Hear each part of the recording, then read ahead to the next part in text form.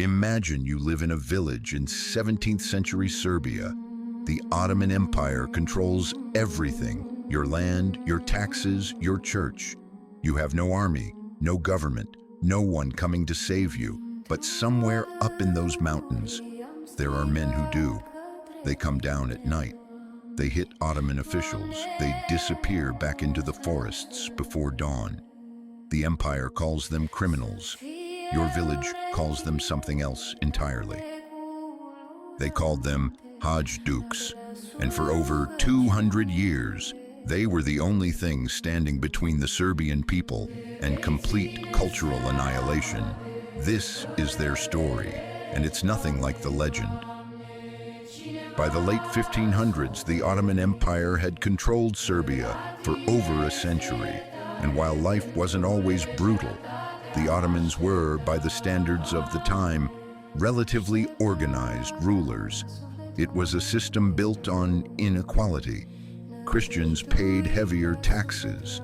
They couldn't bear arms legally. They had no political voice. So when the system became unbearable, when a corrupt local official pushed too hard, when taxes became impossible, when a family was wronged and had no court to turn to, some men made a choice. They went to the mountains. These men became known as Hajducs, from a Turkish word originally meaning bandit or outlaw. The Ottomans meant it as an insult. The Serbs turned it into a badge of honor. They were irregular warriors, not a formal army, not a government force, just groups of armed men, usually between 20 and 100, organized under a single leader called a harambasha.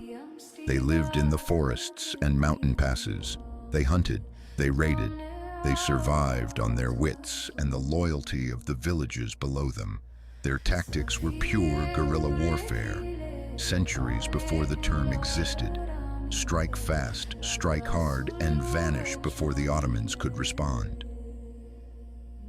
Here's what most people don't realize. The Hajducs didn't survive alone. They had an entire underground network supporting them. The people who sheltered and fed them were called jataks, ordinary villagers, farmers, craftsmen, priests, who hid Hajducs in barns and cellars, brought them food and passed them information about Ottoman troop movements. In return, the Hajducs gave them a share of the loot. Think about what this actually means. While the Ottoman Empire was governing the Balkans above ground, collecting taxes, running courts, deploying soldiers, there was a completely parallel society operating in the shadows, an underground economy, an intelligence network, a shadow government run by outlaws embedded in every village across the mountains. The Ottomans knew this was happening. They hunted jataks as aggressively as they hunted the Hajducs themselves. Being caught sheltering an outlaw could mean death. Families did it anyway. That tells you something important about how desperate and how determined these communities were. Now, here's what made the Hajducs truly remarkable. They weren't soldiers. They had no government backing them, no formal military structure, no supply lines, no uniforms, just men, mountains, and the will to resist. And yet they held out for generations, while the greatest empires in the world, the Ottomans, the Habsburgs, the Venetians, fought massive wars across the Balkans with professional armies and vast resources. A few hundred outlaws hiding in mountain forests kept an entire tradition of Serbian resistance alive. They couldn't defeat the empire, but they could make sure it never felt fully in control either. And that presence was felt everywhere, from the mountains of Montenegro to the plains of Vojvodina, from the Dinaric Alps to the Rhodope Range. Wherever there were Serbian villages under Ottoman rule, there were Hajducs in the hills above them. The Ottomans controlled the roads and the towns. The Hajducs controlled everything in between. There was also a deep code of honor among the most respected bands. The best harambashe, the ones whose names survived in song, were known for a specific kind of justice. They targeted corrupt officials, cruel landowners, merchants who had grown fat collaborating with the occupiers.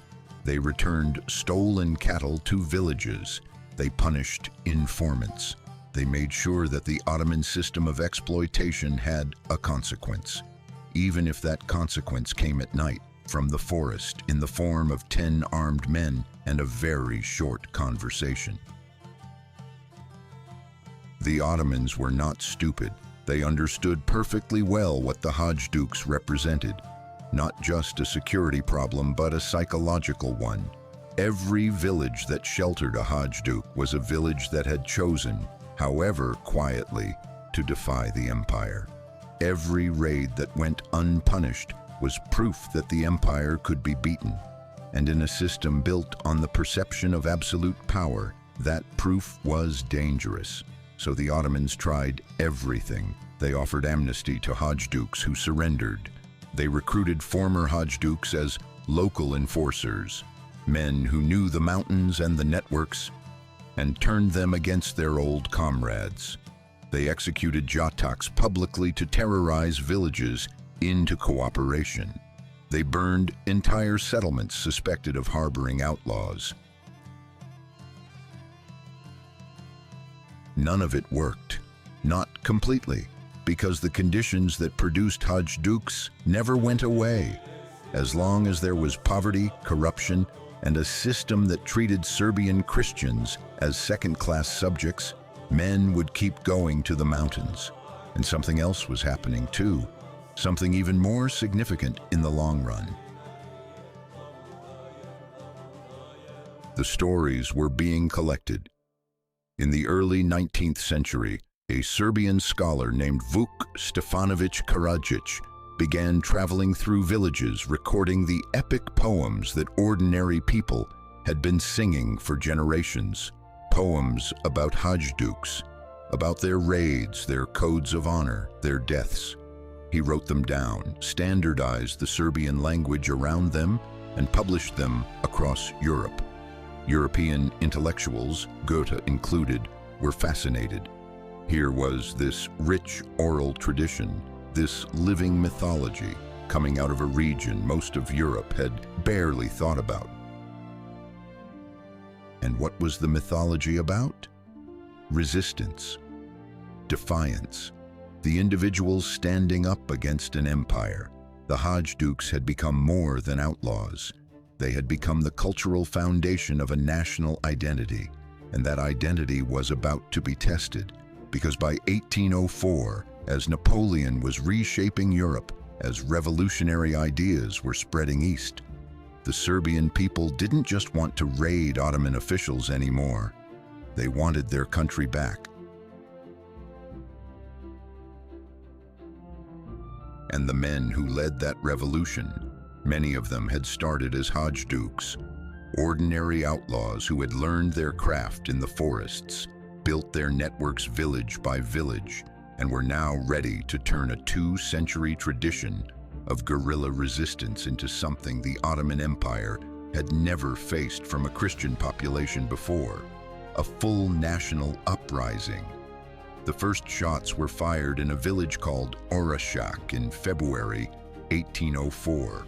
And at the center of it all was a pig farmer turned warlord named Karađorđe, Black George, who had spent years living exactly as a Hajduk before the moment history called him forward.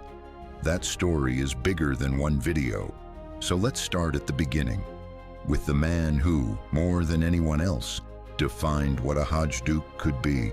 A boy who lost his teeth to Ottoman violence, taught himself 5 languages, built his own army, fought wars across 3 countries, and was burned alive by the very ally he'd bled for. His name was Starina Novak, and his story is one of the most extraordinary in Balkan history, almost completely unknown outside this region. That's the next video.